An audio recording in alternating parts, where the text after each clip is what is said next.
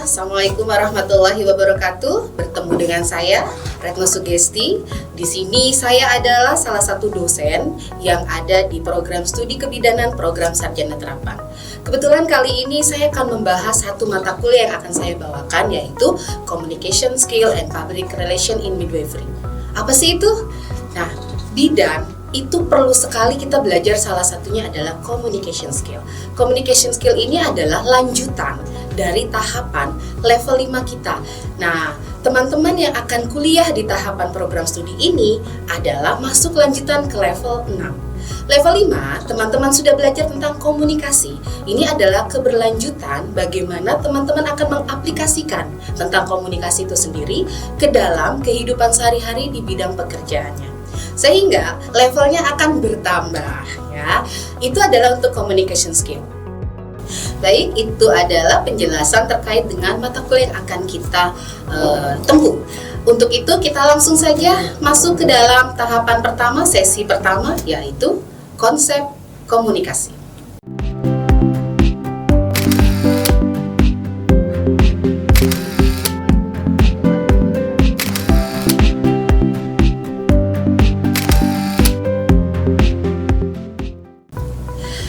Konsep komunikasi secara etimologi itu adalah bahasa Latinnya communicare, yaitu memiliki bersama, artinya menjadi sesuatu milik bersama. Secara kalau kita pahami di dalam kehidupan sehari-hari ketika kita berkomunikasi, baiknya kita harus mempunyai kesamaan di dalam komunikasi itu. Itu secara harfiahnya. Kemudian secara terminologi, itu adalah berupa penyampaian suatu pernyataan oleh seseorang ke orang lain. Jadi komunikasi itu kita harus punya bahasa yang disampaikan, pesan yang disampaikan dari satu orang ke orang lain. Itu secara terminologis.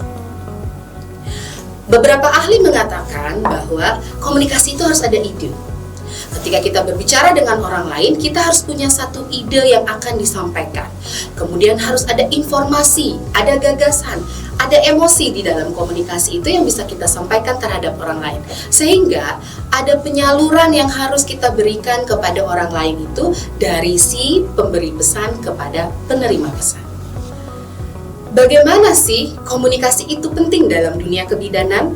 Nah, untuk semua bidan-bidan yang ada di Indonesia, komunikasi ini bisa menjadi salah satu pengobatan yang baik untuk pasien-pasien yang ada di tempat praktik kita masing-masing.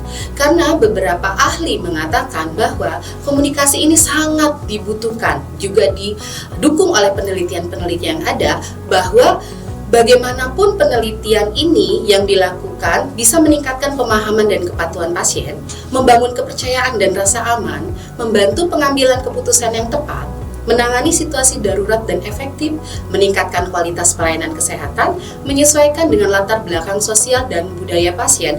Itu merupakan salah satu yang dapat membentuk ataupun membangun komunikasi itu terjadi dan dapat membantu pasien dalam proses penyembuhan ataupun perawatannya. Beberapa penelitian terkait yang dilakukan oleh Meila Yuska tahun 2021 bahwa bidan desa yang melakukan komunikator atau komunikasi yang baik itu memiliki peranan yang sangat penting dalam memberikan layanan.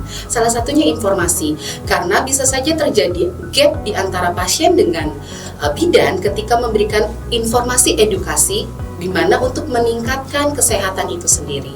Kemudian juga yang dilakukan oleh Israwiyatun Daija itu di mana hubungan antara bidan dan pasien itu penting dalam memberikan komunikasi terapeutik sehingga bisa mencapai tujuan bersama, yaitu salah satunya adalah sehat tadi. Dan juga sama dikatakan oleh Nida Fatimah Jus Jahra pada tahun 2023 bahwa komunikasi terapeutik ini juga salah satu hal yang penting dalam memberikan informasi ataupun pertukaran pikiran dalam hal memotivasi ibu, salah satunya adalah pemberian ASI eksklusif. Begitu juga dengan Irna dan Emma pada tahun 2024 dan 2003. Di sini dengan komunikasi yang baik akan adanya keterbukaan, adanya empati, adanya sikap positif, serta dukungan dan kesetaraan di dalam mendapatkan informasi maupun edukasi itu sendiri. Maka dari itu, komunikasi sangat penting untuk dunia kesehatan, khususnya kebidanan. Untuk itu kita harus mengenal apa itu fungsi komunikasi. Salah satunya adalah pembentukan konsep diri. Konsep diri itu berasal dari pandangan diri kita, mengenai siapa diri kita dan bagaimana kita memperoleh informasi itu baik dari orang lain ataupun kepada orang lain. Dengan hal itu, maka kita akan mengetahui kesadaran yang dimampu ataupun dimiliki oleh kita sendiri terhadap pandangan seseorang sebagai bentuk ataupun fungsi dari komunikasi itu sendiri. Yang kedua adalah menyatakan eksistensi diri. Eksisnya kita di dalam masyarakat atau kelompok itu adalah dengan berkomunikasi, dengan berbagai macam kegiatan yang bisa kita ikuti, dengan berbagai macam organisasi yang bisa kita ikuti juga. Itu adalah salah satu bentuk ataupun fungsi dalam berkomunikasi dengan eksistensi diri kita. Kemudian yang ketiga adalah melangsungkan kehidupan. Dengan cara berperilaku komunikasi dengan antar manusia, itu akan membuat satu berbentuk kelangsungan hidup baik dari anak dengan orang tua, seperti juga dengan pasien dan juga bidannya, sehingga bisa menimbulkan rasa cinta, kasih sayang, dan hormat serta bangga. Itu juga merupakan fungsi komunikasi. Yang keempat adalah memupuk hubungan. Hubungan ini dipupuk adalah melalui komunikasi, salah satu peran ataupun juga penghantar yang bisa memenuhi kebutuhan emosional serta intelektual kita. Dengan cara tadi, kita memupuk hubungan dengan orang-orang di sekeliling kita dengan cara berkomunikasi. Yang kelima, mengekspresikan perasaan. Kita bisa mengungkapkan perasaan kita nih.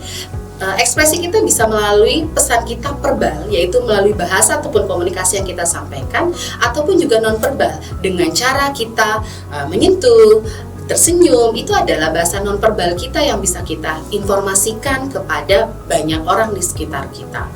Kemudian yang keenam, yaitu fungsi instrumental, yaitu di mana fungsi instrumen ini adalah sebagai alat, dan informasi pesannya itu adalah yang kita akan sampaikan.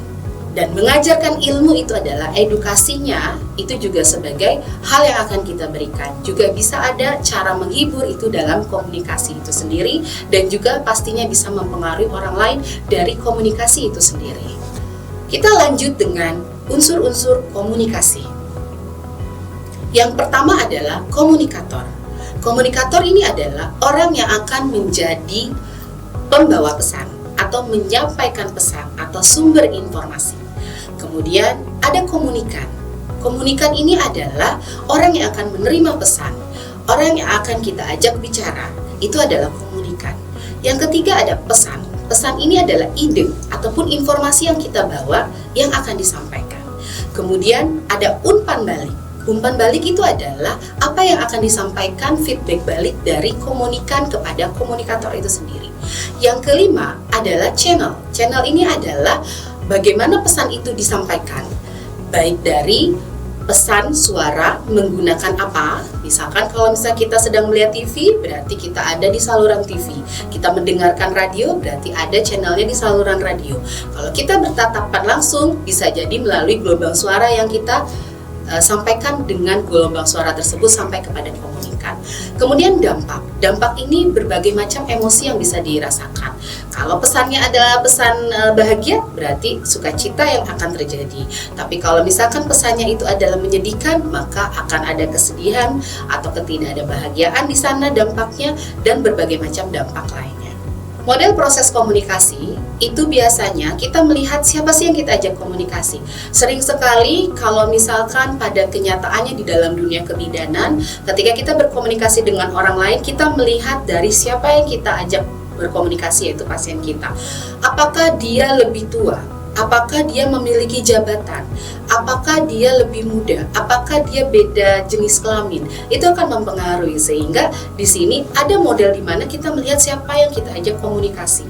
Setelah kita melihat siapa yang kita ajak komunikasi, baru kita bagaimana cara kita menyampaikan komunikasi tersebut, dengan cara kita mengenali orang yang akan kita ajak bicara.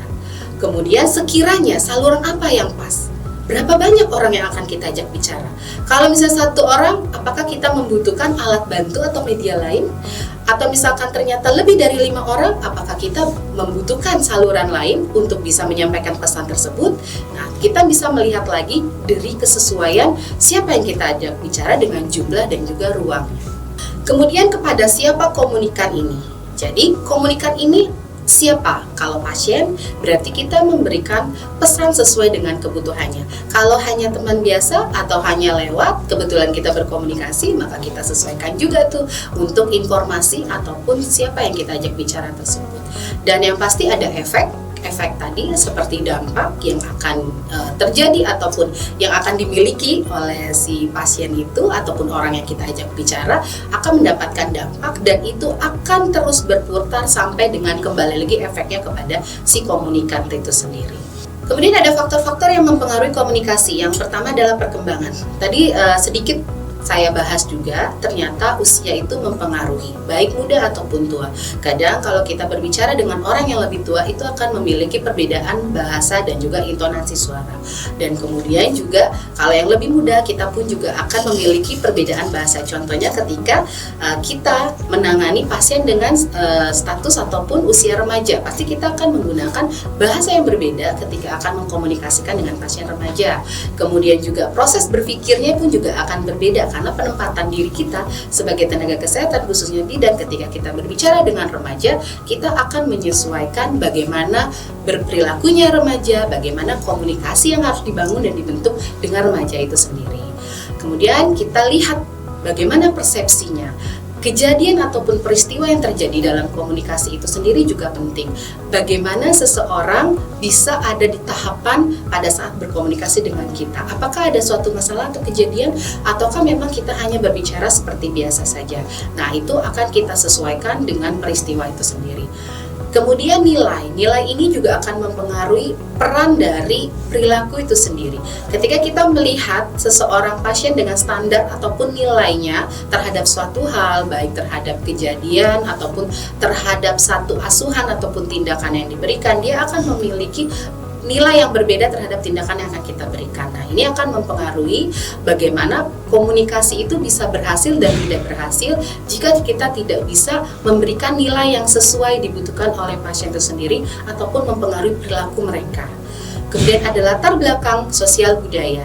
Latar belakang sosial budaya ini mempengaruhi dalam komunikasi. Contohnya adalah misalkan ada kedua orang, baik pasien ataupun bidannya, berasal dari daerah Jawa ataupun Sumatera, di mana dari latar belakang sosial budaya itu, dari intonasi suaranya akan berbeda, dari latar belakangnya juga akan berbeda, pasti penyampaiannya pun akan berbeda, ataupun persepsi dalam bahasanya itu pun akan dirasakan sangat berbeda, sehingga kita harus menyamakan intonasi suara kita sebagai tenaga kesehatan dengan pasien kita. Kita tidak boleh lebih tinggi daripada pasien intonasi suaranya ataupun lebih rendah daripada pasien. Jadi kita harus memiliki intonasi suara yang sama ataupun sejajar dengan pasien itu sendiri tanpa melihat latar belakang itu sendiri, karena itu akan mempengaruhi dalam komunikasi ataupun penyampaian tersebut akan merusak dari nilai komunikasi yang dibangun itu sendiri. Kemudian ada emosi. Emosi ini adalah bagaimana kita bisa mempengaruhi orang lain yang kita ajak bicara sebagai seorang bidan, ataupun penerimaan dari pasien itu berbicara terhadap kita. Kalau memang pasien itu membicarakan hal yang menyedihkan, berarti kita harus memiliki sikap emosi yang sesuai dengan apa yang disampaikan. Jadi itu bisa membangun minat dan juga hubungan saling percaya dan hubungan baik antara pasien dan bidannya tersebut sebagai tahapan komunikasi itu sendiri. Kemudian ada jenis kelamin.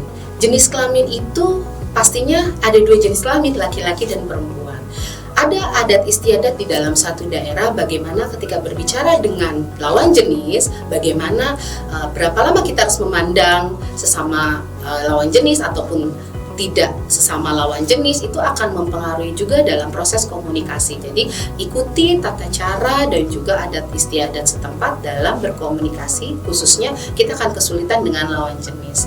Dan kemudian juga pengetahuan, dari pengetahuan ini juga akan mempengaruhi dari komunikasi itu sendiri. Karena apa? Karena pengetahuan seseorang itu bisa ataupun mampu menyerap informasi yang kita berikan cepat dan tidak cepatnya tadi. Peran dan hubungan ini dilihat dari gaya komunikasi atau bagaimana peran yang disandang. Biasanya bagaimana peran ataupun status sosial seseorang di dalam masyarakat itu juga mempengaruhi, membuat kita komunikasinya sulit dan juga bisa berhasil. Maka dari itu kita harus lihat lagi peran kita sebagai seorang bidan ini tidak melihat peran dari pasien itu sendiri supaya komunikasi ini bisa berlangsung dengan baik. Kemudian ada lingkungan. Lingkungan itu adalah lingkungan sekitar, bagaimana seorang pasien itu sendiri atau orang yang kita ajak bicara tersebut dipengaruhi oleh lingkungan seberapa besar dalam berkomunikasi. Sehingga kita juga harus melihat bagaimana komunikasi itu bisa berjalan dengan baik jika memang lingkungannya sesuai dengan apa yang kita ingin sampaikan, tahapan kebutuhan dari edukasi atau informasi tersebut. Kemudian jarak. Nah, jarak ini biasanya berpengaruh dengan tata ruang. Sering sekali kalau misalnya kita berkomunikasi, khususnya ketika menjadi seorang tenaga kesehatan dengan pasien, itu dibatasi oleh meja. Meja ini adalah sebagai jarak antara pasien dengan bidan itu sendiri. Jadi baiknya meja ini tidak ada ketika kita berkomunikasi, apalagi terapi komunikasi terapeutik, sehingga tidak ada batasan antara pasien dan bidan itu sendiri. Komunikasi itu akan berlangsung secara otomatis karena pasien itu merasa tidak ada batasan, bahwa seperti bidan itu adalah temannya, sahabatnya, orang yang bisa diajak bicara. Karena setiap orang ketika merasa dia berbicara dengan teman baiknya, dia berbicara dengan sahabatnya, dia akan mengeluarkan semua isi hati, perasaan, dan juga kegundahannya. Karena ini salah satu terapi untuk kesehatan itu sendiri, mengeluarkan semua masalah yang ada di dalam pikirannya itu. Kemudian ada citra diri, ya, citra diri ini adalah pandangan terhadap dirinya sendiri, bagaimana memandang dirinya. Kita sebagai seorang bidan mampu bisa untuk memberikan suatu konseling ataupun memberikan edukasi, itu akan membantu untuk keberhasilan komunikasi. Dan citra pihak lain bagaimana orang lain menilai dari sisi bidan itu sendiri atau si pembawa pesan itu sendiri. Nah, itu juga mempengaruhi dari komunikasi itu. Apakah dapat dipercaya komunikasi itu yang disampaikan atau tidak? Nah, itu akan mempengaruhi komunikasi. Kemudian yang ke-13 adalah kondisi fisik. Kondisi fisik seseorang berpengaruh dengan komunikasi tadi. Apakah butuh alat bantu dalam komunikasi? Jika kita berbicara dengan orang dengan kebutuhan khusus, maka pastinya kita membutuhkan orang lain untuk mentranslate dari pembicaraan kita. Nah, ini akan mempengaruhi komunikasi yang baik juga. Nah, itu adalah beberapa hal yang memang di dalam komunikasi itu sangat penting sekali, yang kita harus dapat tangani ketika proses itu terjadi di lapangan. Memang dalam komunikasi itu sepertinya komunikasi itu adalah dasar yang biasa saja, tetapi dalam setiap ilmu kesehatan semuanya dimasukkan kurikulum komunikasi, karena komunikasi ini sangat penting dan sebagai dasar untuk memberikan perawatan yang baik, asuhan kebidanan yang baik, dan juga terapeutik yang baik untuk keberhasilan proses ataupun tahap selanjutnya. Saya, Retno Sugesti, saya akan menyampaikan dalam beberapa sedikit kata, yaitu dalam tutur lembut ada harapan, dalam empati tumbuh keyakinan. Setiap pesan yang bidan sampaikan menjadi cahaya bagi kehidupan. Terima kasih, sampai ketemu lagi dengan saya di sesi selanjutnya. Wassalamualaikum warahmatullahi wabarakatuh.